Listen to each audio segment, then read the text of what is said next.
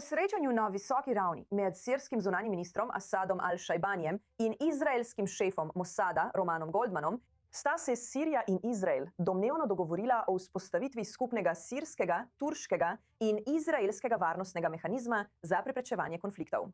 Mehanizem bo deloval pod ameriško-jordanskim nadzorom in je bil dogovorjen, ko je bil al-Šajbani v jordanski prestolnici Aman. Ameriški veleposlanik v Turčiji in posebni odposlanec za Sirijo Tom Barrick, ki je ostro kritiziral izraelski napad na letalsko bazo Abu al-Duhur. Prav tako je sodeloval na tem srečanju. Za več informacij se nam zdaj pridružuje Omar al-Muhtar, sirski novinar in filmski ustvarjalec. Omar, vem, da so to za zdaj še vedno poročila, ampak pogovoriva se o tem mehanizmu Sirija, Turčija in Izrael. Kaj bi to dejansko spremenilo na terenu?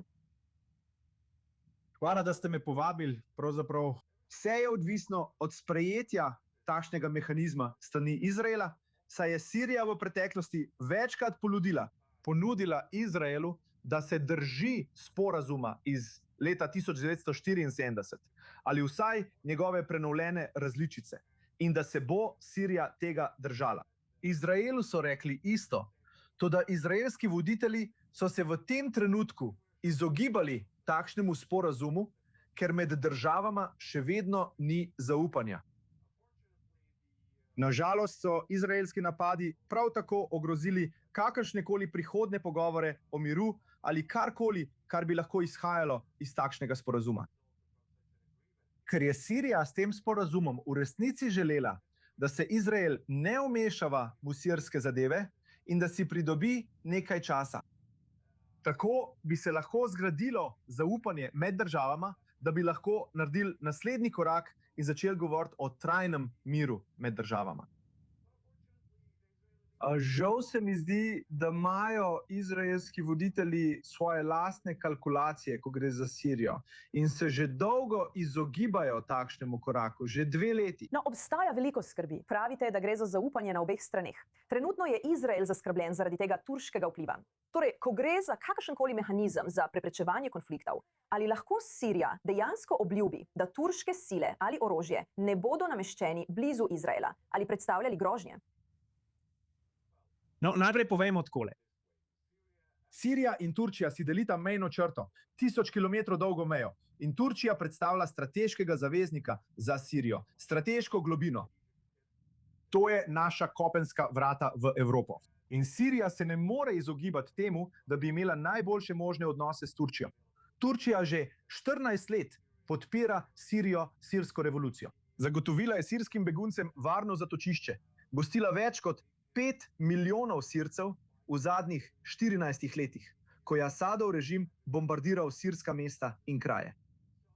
Tako da, ja, ima tudi gospodarski pomen za Sirijo in pomaga Siriji, da se ponovno zgradi, obnovi svojo vojsko, gospodarstvo in vse ostalo.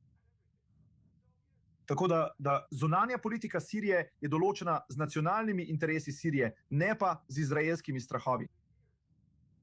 In kar se tiče Izraela, Sirija je večkrat povedala, od predsednika Ahmada al-Šara do zunanjega ministra Seretmana, oba sta to večkrat povedala.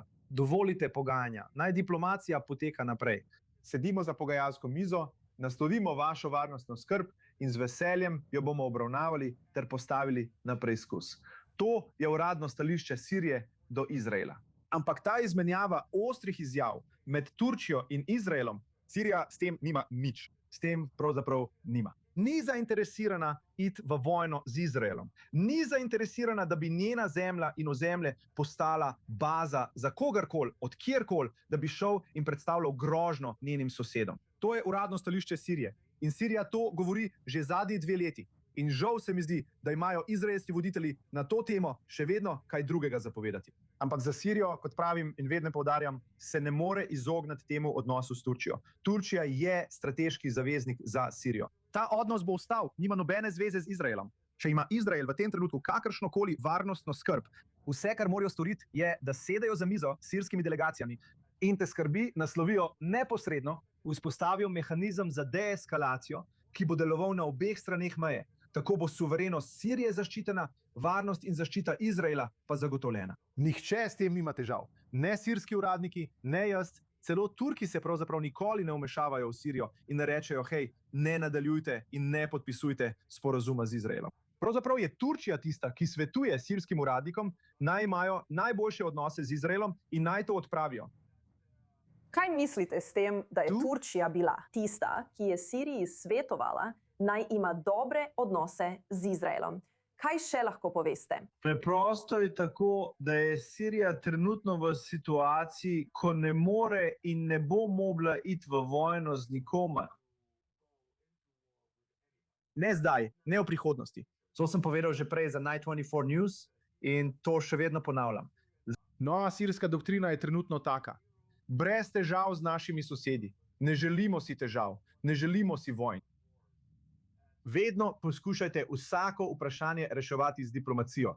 Tudi z ljudmi, za katere je znano, da so vaši sovražniki. Tudi Hezbolah, mimogrede, smo poskušali s pomočjo diplomacije odmakniti od sirske meje, ne samo z vojno. Torej, to je nova sirska doktrina. Sirija se želi obnoviti, ni zainteresirana za vojno, želi postati gospodarsko središče v regiji. To je doktrina, s katero je prišel Ahmad al-Šara. In mimogrede, Izrael je dobrodošel, da se temu pridruži. A žal je izraelski voditelj namesto, da bi stopil v stik s sirsko vlado in ponudil pomoč, odločil poslati svoje lovce in začel napadati Sirijo. In to je problem. No, bomo morali počakati in videti, kaj bo prinesel ta domnevno nov mehanizem za preprečevanje konfliktov. Omar Al-Muhtar, lepo, da ste bili z nami in da smo slišali vaše mnenje. Cenim to. Hvala.